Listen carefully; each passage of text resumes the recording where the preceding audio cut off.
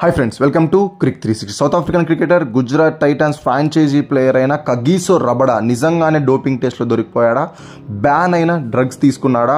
నిజంగానే 4 ఏళ్ల పాటు అతను క్రికెట్కి దూరం కాబోతున్నాడా? జైలు శిక్ష కూడా పడబోతోందా? అసలు WADA రూల్ ఏం చెప్తోంది? ఆల్ ఇంపార్టెంట్ 1 month పాటు కగిసో రబడా ఎందుకని ఇండియాని వదలాల్సి వచ్చింది?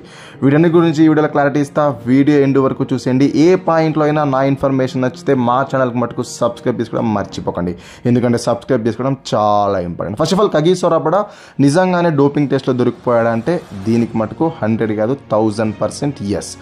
ఇక బ్యాన్ అయిన డ్రగ్స్ తీసుకున్నాడా అంటే దీనికి కూడా 100% ఎస్. ఎందుకంటే అతనే ఒక పోస్ట్ పెట్టుకున్నాడు, కొన్ని రీజన్స్ వల్ల నేను డ్రగ్ తీసుకోవాల్సి వచ్చింది, దానివల్లనే ప్రొవిజనల్ బ్యాన్ పీరియడ్ ఎదుర్కొన్నాడు. అసలు ఆ డ్రగ్ ఏంటి అనేది అయితే బయటకు వెళ్ళదు, కానీ కొన్ని సోర్సెస్ ద్వారా అందుతున్న న్యూస్ ఏంటి అంటే అది కొకైన్ ఆర్ క్యామినస్ కావచ్చు అని అయితే వార్తలు వస్తున్నాయి. ఈ 2 డ్రగ్స్ని ఇంటర్నేషనల్ అథారిటీస్ అన్ని బ్యాన్ చేశాయి. బట్ ఆ డ్రగ్స్ని మన కగిసో రబడా జనవరి మరియు ఫిబ్రవరి మధ్యలో జరుగుతున్న SCA T20 లీగ్ టైంలో అయితే తీసుకున్నట్లు తెలుస్తోంది.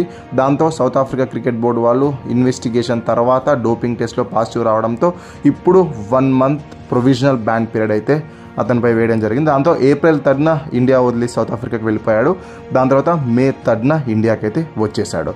అండ్ WADA రూల్ అంటే ఏంటి అంటే వరల్డ్ యాంటీ డోపింగ్ ఏజెన్సీ లా 10.4.2.1 ప్రకారం ఎవరైనా అథ్లెట్ బ్యాన్ అయిన డ్రగ్స్ని కనుక తీసుకుంటే వాళ్ళకి 3 months నుంచి 4 years వరకు బ్యాన్ విధిస్తారు. కొన్ని సమయాల్లో జైలు శిక్ష కూడా వేశారు. ఆ జైలు శిక్ష ఏంటనే తర్వాత తెలుసుకుందాం. బట్ కగిసో రబడా విషయంలో కూడా ఈ లానే అప్లై అయింది 10.4.2.1 ప్రకారం. బట్ కగిసో రబడాకి ఎందుకని వీళ్ళు స్పెసిఫై చేసిన 3 months ఆర్ 4 months బ్యాన్ వర్తించదు, జస్ట్ 1 month మాత్రమే బ్యాన్ వేశారు అంటే ఇదే లాలో సబ్ పాయింట్ ఏమని చెప్తోందంటే ఎవరైనా డోపింగ్ టెస్ట్లో పాజిటివ్గా తేలాక ఆ అథ్లెట్ యాంటీ డోపింగ్ ఏజెన్సీ వాళ్ళు చెప్పిన ట్రీట్మెంట్ కనుక అంగీకరించి 1 month పాటు రిహాబిలిటేషన్ సెంటర్లో కనుక గడిపి ఆ ట్రీట్మెంట్ని కంప్లీట్ చేస్తే వాళ్ళకి 3 months నుంచి 1 monthకి అయితే ఆ బ్యాన్ పీరియడ్ని కట్ డౌన్ చేస్తారు. కగిసో రబడా స్టోరీలో కూడా ఎగ్జాక్ట్గా ఇదే జరిగింది. April 3rd నుంచి May 3rd దాకా సౌత్ ఆఫ్రికా క్రికెట్ బోర్డుకి అందుబాటులో ఉండి అతను ఆ ట్రీట్మెంట్ అయితే తీసుకున్నాడు. దాంతో 1 month తర్వాత back to the India and back in to the IPL.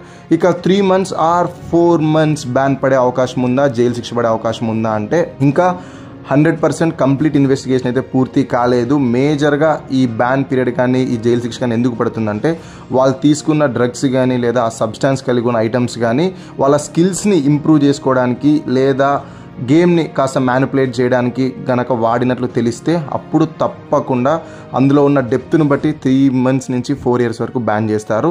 Kagiso Rabada విషయంలో జూన్ ఆర్ జూలై లోపు అయితే తెలుస్తుంది. As of now just provisional ban మాత్రమే కంప్లీట్ చేసుకున్నాడు.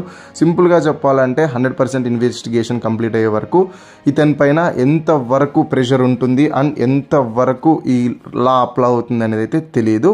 ఇక రబడాని గుజరాత్ టైటన్స్ వాళ్ళు మొన్న కంప్లీట్ అయిన మెగా ఆక్షన్లో 10.75 CRకి పర్చేజ్ చేసిన విషయం తెలిసిందే.